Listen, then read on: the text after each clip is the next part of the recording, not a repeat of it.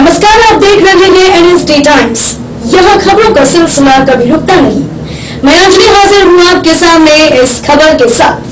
बलिया से Sikandarpur junior high school के प्रांगण में उत्तराखंड के पूर्व मुख्यमंत्री त्रिवेंद्र सिंह रावत ने कहा कि 2004 से 2014 तक कांग्रेस की सरकार रही। प्रधानमंत्री मनमोहन सिंह थे, जिनके 10 साल के कार्यकाल में सिर्फ भ्रष्टाचार था, घोटाले पर घोटाले होते थे। उस समय भारत के बारे में अन्य देश सिर्फ नकारात्मक बातें करते थे और देश के बारे में ज्यादा नहीं जानते थे। लेकिन जब 2014 में नरेंद्र मोदी के नेतृत्व में भारतीय जनता पार्टी की सरकार बनी, तब से लेकर अब तक यानी 9 वर्षों में मोदी ने भ्रष्टाचार मुक्त सरकार दी।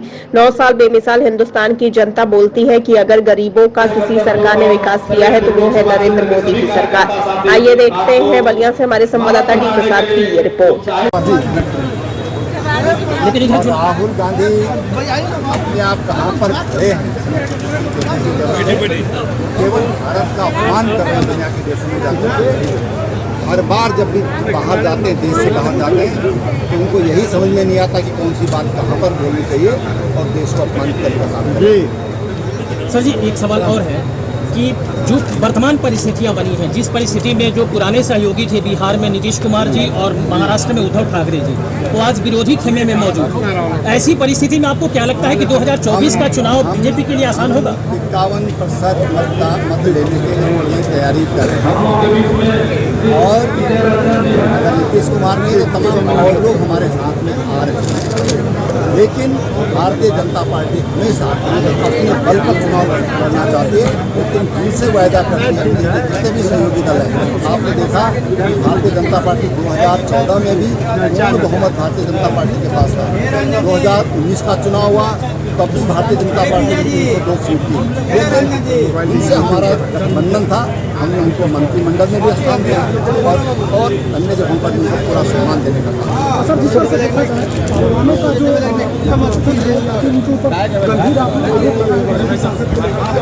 कितना नुकसान हो सकता है भारतीय जनता पार्टी? देखिए, इस पर जाँच चल रही है और अब जो पहलवान थे जिन्होंने आरोप लगाया अपनी ड्यूटी में उन्होंने ज्वाइन कर लिया। जाँच का इंतजार करना चाहिए और किसी भी समस्या का समाधान आखिर उसके लिए प्रक्रिया हमारे संविधान में होता है, उस व्यवस्था के तहत जाँच हो रही है। सर एक मिनट सर, आप उत्तराखंड के 2 बार मुख्यमंत्री रह चुके हैं और आप इस तरह जो उड़न खटोले से न आकर के अब बाई रोड होकर आए, इसका क्या कारण है? के प्रभारी पार्टी के बहुत ही वरिष्ठ और पूर्व मंत्री आदरणीय राजधारी सिंह जी, कार्यक्रम के संयोजक पूर्व विधायक आदरणीय भगवान पाठक जी, मंच पर कर मीन तक मेघा की मीन पर्यंत सभी यहाँ पर उपस्थित हमारे पार्टी के वरिष्ठ कनिष्ठ कार्यकर्ता बंधु और क्षेत्र की सम्मानित जनता, मैं सबसे पहले तो आपका बहुत आभार प्रकट करता हूँ। रहेंगी कुछ पता नहीं है, लेकिन आप सब लोग पूरे धैर्य के साथ डटे हुए हैं। इस भीषण गर्मी में भी आपकी इस सहनशीलता के लिए मैं आपको केवल बागी नहीं, हम सहनशील भी हैं, हम मुकाबला भी कर सकते हैं। हमारे अंदर इतनी गर्मी है कि सूरज की गर्मी भी मध्यम पड़ रही है। इसके लिए मैं आप सबको बहुत बधाई और बहुत धन्यवाद करता हूं। बहनों भाइयों, मैं बहुत दूर से यहां पर आया हूं और उत्तर प्रदेश, छोटा भाई बड़ा भाई, हम सब लोग जब मिलते हैं तमाम, जब मैं राजधारी सिंह जी का नाम सुना, चेहरा सच में मुझे याद नहीं था, लेकिन जब मैंने नाम सुना, कल मैं देवरिया में था, हमारे त्रिपाठी जी, शाही जी, तमाम ऐसे सीनियर लोगों से मिलना हुआ कि जैसे मैं अपने बड़े भाइयों से मिल रहा हूं। मैं आपके बीच आया हूं, मुझे बहुत खुशी है, मैं बहुत हर्षित हूं। अभी यहां पर पूर्व वक्ताओं ने इतनी सारी बातें बोल दी हैं कि अंतिम वक्ता के लिए कोई बोलने को रह ही नहीं जाता, वो सोचता क्या बोलूं मैं। और फिर उन्होंने मेरा काम सहज कर दिया, कम कर दिया, इसलिए मैं बहुत कम समय में अपनी बात आप सबके सम्मुख रखने का प्रयास करूंगा। 2014, 2023 9 साल, 2024 10 साल की सरकार होगी नरेंद्र भाई मोदी के नेतृत्व में। 2004-2014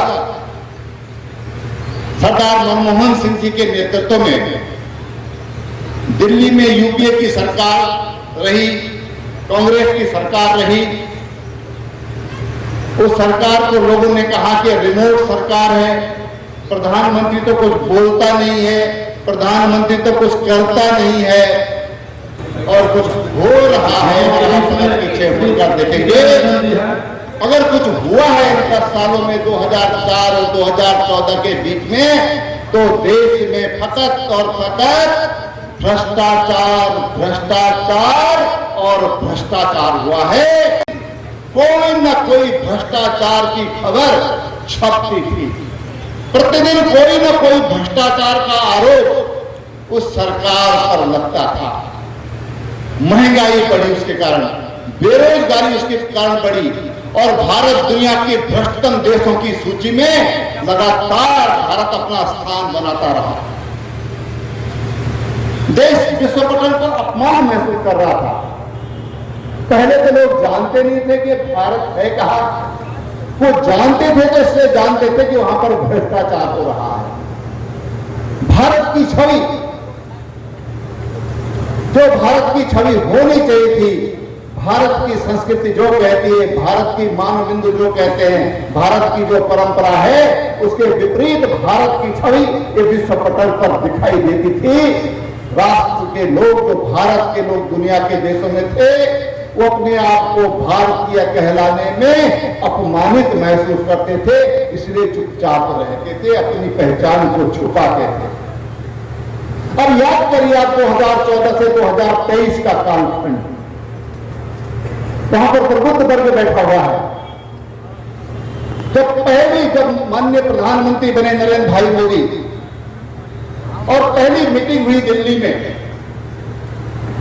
आप में से भी हो सकता है कि उसमें कुछ लोग राष्ट्रीय टीम में रहे होंगे, यहां पर कुछ लोग मंच पर विराजमान होंगे। तो वहां पर बात आई कि भाई कैसे, पहले तो बात है कैसे हमने सरकार बनाई हो। तो सबने एक बात कही कि लोगों ने, देश की जनता ने भ्रष्टाचार के खिलाफ गुस्से में हमको नुकसान किया है। हमने तमाम अपेक्षाओं के साथ देश की जनता ने वोट डाला, भ्रष्टाचार के खिलाफ देश की जनता ने वोट डाला है। और माननीय प्रधानमंत्री जी ने कहा, लोगों ने कहा था भ्रष्टाचार पर रोक लगाने के लिए लोकायुक्त होना चाहिए। माननीय प्रधानमंत्री जी ने जब अपना भाषण दिया अंत में, उन्होंने कहा देखिए यहां पर बहुत स्पष्ट बात आई है कि देश की जनता ने कांग्रेस के भ्रष्टाचार से तंग आकर के और भारतीय जनता पार्टी को अपना मत दिया है, भारतीय जनता पार्टी को सरकार बनाने का मौका दिया है। इसलिए हमारी सरकार भ्रष्टाचार के खिलाफ जीरो टॉलरेंस की नीति पर चलेगी। हमारी सरकार जीरो टॉलरेंस की नीति पर चलेगी।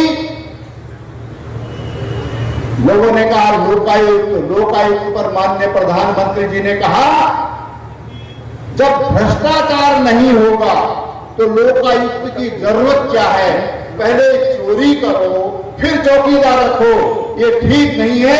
इसलिए चोरी होनी ही नहीं चाहिए, चौकीदार की जरूरत भी नहीं पड़ेगी।